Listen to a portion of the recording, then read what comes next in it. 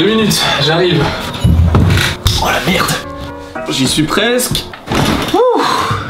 Ça y est, on y est. Comme vous l'avez vu dans le titre, je vais pas pouvoir faire de moto pendant un petit moment. C'est pas un titre putaclic, je me suis vraiment fait quelque chose. Malheureusement, c'est pas en moto. Donc comme vous l'avez compris, je vais pas pouvoir faire de vidéo en moto pendant 3-4 semaines. Donc j'en profite pour vous faire une petite FAQ. Y a pas besoin d'être sur la moto, j'ai juste à être assis, donc c'est parfait pour moi. Dans ma dernière vidéo, je vous avais dit que vous allez pouvoir participer à la prochaine vidéo grâce à Instagram. Mais vous inquiétez pas, c'est pas du tout cette vidéo, hein. Rien à voir. Là, c'est vraiment une vidéo spéciale qui était clairement pas prévue, malheureusement. Mais voilà, on fait avec. Du coup, vous avez été beaucoup sur Instagram à me demander ce qui était arrivé à ma cheville par rapport à la story que je vous ai mis. Et malheureusement, c'est vraiment une histoire de merde. Mais vraiment, ça a absolument rien de stylé. Je peux pas vous dire que je me suis cassé la gueule en moto parce que...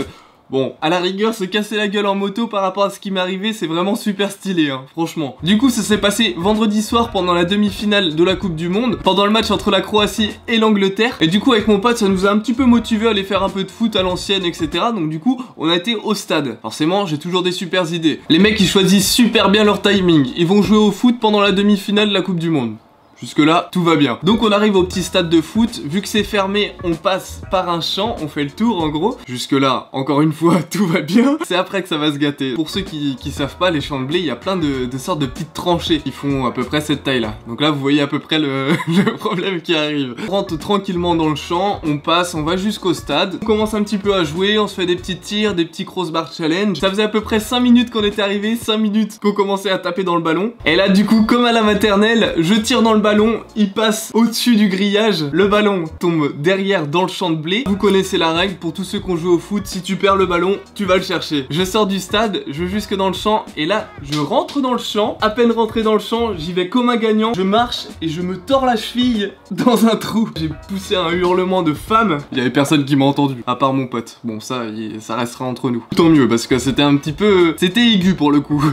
Comme la douleur d'ailleurs. Et là, je me dis, il y a un truc qui cloche. Ça gonfle quand même assez vite. Mine de rien. Je vous mettrai la photo à la fin de la vidéo si ça vous intéresse. Vous allez voir, c'était gonflé. C'était bien gonflé. Dans l'histoire, je perds un ballon, je perds une cheville et je perds ma soirée parce que j'ai dû aller aux urgences. Et malheureusement, on a attendu 3-4 heures. On est revenu à notre programme initial. On a regardé le match de foot mais aux urgences. J'avais le seum, vraiment le seum. Résultat des courses, j'ai une grosse entorse. Va falloir que je garde cette petite attelle pendant 3-4 semaines. Pour le moment, on va éviter la moto parce que là, je peux te dire, au premier atterrissage, la cheville elle part avec, c'est clair. C'est fou parce que toutes les fois où je me suis blessé, où je me suis cassé quelque chose, c'est vraiment dans des façons de merde. La dernière fois que je me suis cassé quelque chose, c'était en Allemagne pendant la Gamescom. Je m'étais cassé les 2 doigts dans un laser game. Voilà.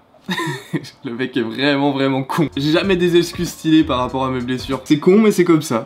Bon, du coup l'anecdote est terminée, on va pouvoir passer aux questions de la FAQ. Vous avez été vraiment énormément à me poser des questions sur Instagram, j'en ai sélectionné quelques-unes. Allez, on commence avec la première question de Léopold. Léopold, quel est ton parcours et que fais-tu ou que veux-tu faire? Continue, t'es le meilleur. Je sais pas si tu demandes par rapport à mon parcours YouTube ou par rapport à mon parcours avec mes études, etc. En gros, mes études, c'est un petit peu été au feeling parce que je savais pas ce que je voulais faire, donc j'ai été un petit peu dans tout. J'étais en mécanique auto, j'ai fait un apprentissage en mécanique auto pour le coup. Comme je vous ai dit dans la vidéo de la Ninja, je me suis fait un petit peu virer parce que j'étais pas spécialement très bon. Et ça se ressent d'ailleurs dans mes vidéos de mécanique, je suis une grosse merde. Ensuite j'ai passé mon bac au lycée, je me suis complètement reconverti. J'ai fait un bac en production graphique, de tout ce qui est mise en page, etc. Et pendant les années où je passais mon bac, j'étais en même temps sur YouTube. Et à ce moment là, ma chaîne commençait vraiment à prendre de l'ampleur. Du coup, une fois que j'ai eu mon bac, j'ai arrêté mes études et je me suis mis à temps plein à YouTube. Ensuite, pour ce qui est de YouTube, j'ai commencé dans le gaming il y a 7 ou 8 ans à peu près. Et maintenant je suis seulement sur ma chaîne de moto. Pour la deuxième question, vous avez été énormément à me la poser. Est-ce que j'ai une meuf? Est-ce que je suis en couple, etc.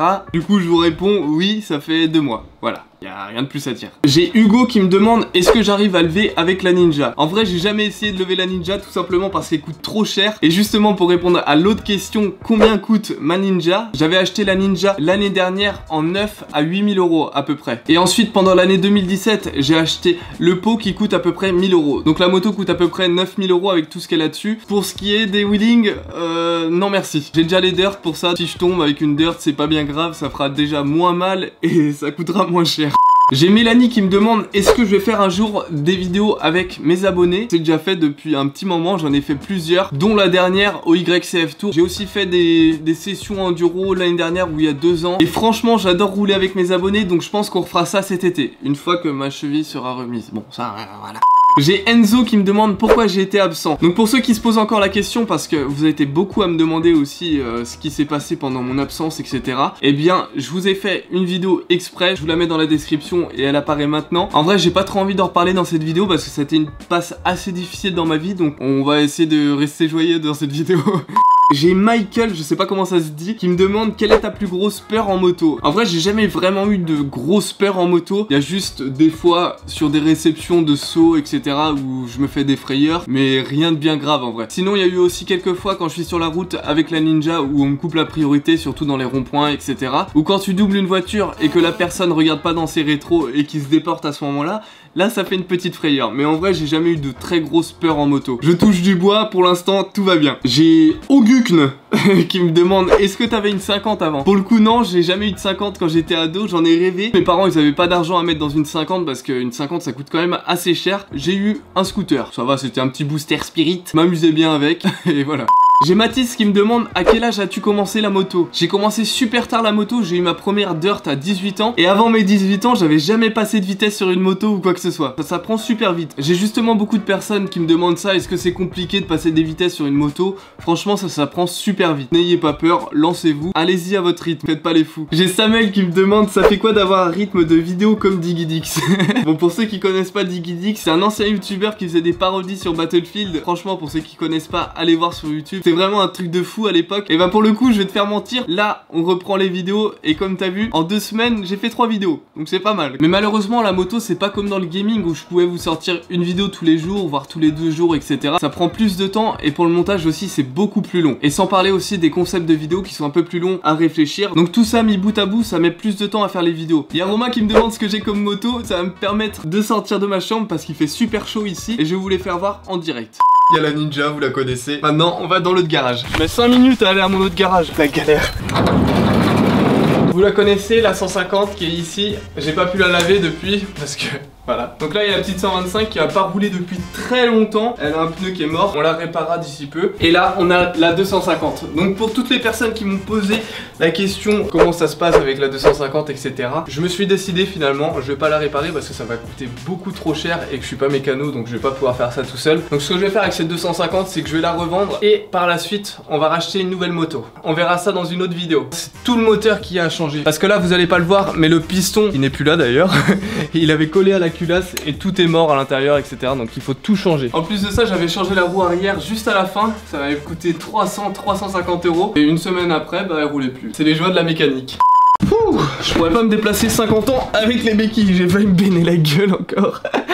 Bon, on enchaîne sur les questions. J'ai Simon qui me demande est-ce que tu aimes le skate? Pour ceux qui me connaissent depuis longtemps, vous savez que le skate pour moi c'est une passion que j'ai depuis un bon petit moment. Je crois que j'ai dû commencer à 12-13 ans, un truc comme ça. Depuis j'en fais toujours un petit peu de temps en temps. J'ai Enzo qui me demande quelle a été ta plus grosse blessure? Bah en vrai comme je vous l'ai dit tout à l'heure, j'ai jamais eu vraiment de très grosses blessures. J'ai juste eu les 2 doigts cassés. À cette cheville là aussi justement j'ai eu un arrachement osseux quand j'étais petit. C'est une entorse en fait mais qui arrache un bout de votre os. Comme si c'était cassé mais c'est un peu différent. Ça avait fait super mal. Mais sinon à part ça j'ai jamais eu de très grosses blessures. J'ai Noah qui me demande est-ce que je vais reprendre les vidéos de gaming? Donc ça a encore été une question qui m'a été beaucoup posée. Pour tout vous dire je me pose souvent la question est-ce que je reprends les vidéos gaming ou pas? En janvier-février j'ai failli reprendre la chaîne gaming mais je sais pas, je suis indécis en vrai là-dessus. De toute façon pour le moment le seul jeu auquel je joue c'est Fortnite. Et en vrai sur YouTube il y a déjà beaucoup de youtubeurs qui font du Fortnite donc est-ce que c'est une bonne idée de reprendre les vidéos gaming avec du Fortnite? Je sais pas. Alors j'ai Nico qui me dit je te suis depuis grave longtemps, comptes-tu prendre plus gros en cross genre 450? Donc déjà merci à toi Nico de me suivre, ça fait toujours plaisir. J'espère que les vidéos te plaisent toujours autant et pour répondre à ta question, non je prendrai pas de 450 parce que déjà avec la 250 je trouve que c'était un peu trop pour moi mais bon au moins j'ai expérimenté le truc et en vrai une 450 je l'exploiterai pas à son maximum donc ça sert à rien. Il y a Maxime qui me demande quel est ton plus gros rêve? Mon plus gros rêve et je pense que ça se réalisera, ça serait de faire de la moto dans des dunes de sable, genre dans un désert en Arizona ou un truc comme ça, ce serait vraiment un truc de fou. Après un autre rêve un peu moins réalisable, ça serait d'aller dans l'espace. Mais bon là, à part si je me fais sponsoriser par Elon Musk, il y a peu de chances que ça se réalise.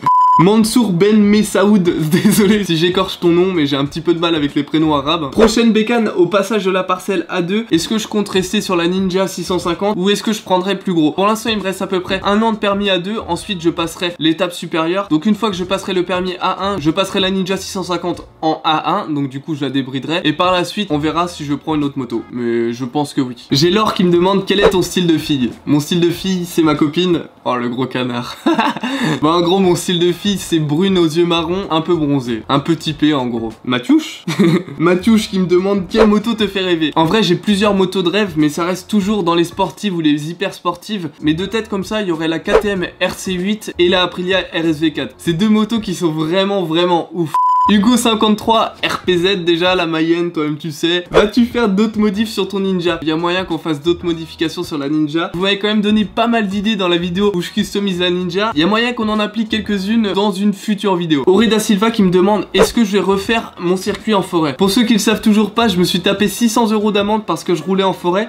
Donc non, je referai pas mon circuit en forêt malheureusement. J'y suis retourné il y a pas très longtemps et la nature a repris ses droits. On voit plus rien, il y a plus de circuit. Flo qui me demande quelle est ta motivation pour faire des vidéos. C'est ma passion depuis super longtemps en fait. Ça fait 7-8 ans que je fais ça. Et ce qui me fait kiffer dans les vidéos, c'est d'avoir un projet en tête et de donner vie à ce projet. Au début, t'imagines un petit peu comment va être ta vidéo. Tu tournes la vidéo, etc. Après, t'as plein de rushs vidéo, ça donne pas grand chose. Et à la fin, une fois que t'as fini ton montage et que tu regardes le résultat final et qu'à ce moment-là, tu kiffes regarder la vidéo, bah c'est ça qui te fait kiffer, tout simplement. Et en plus de ça, une fois que je vous mets la vidéo en ligne et que j'ai vos retours, c'est vraiment à ce moment-là que tu comprends pourquoi tu t'es lancé dans YouTube. Valou qui me demande est-ce que j'ai toujours mal ou est-ce que j'ai toujours des traces de ma chute à moto? Forcément j'ai plus mal, mais j'ai toujours des traces dans le dos. Je sais pas si vous allez les voir d'ailleurs. J'ai encore une petite trace ici. Je sais pas si ça se voit à la caméra, mais j'ai toujours cette petite trace de brûlure. Faites attention, portez des équipements, surtout si vous essayez de faire des wheelings sur du bitume.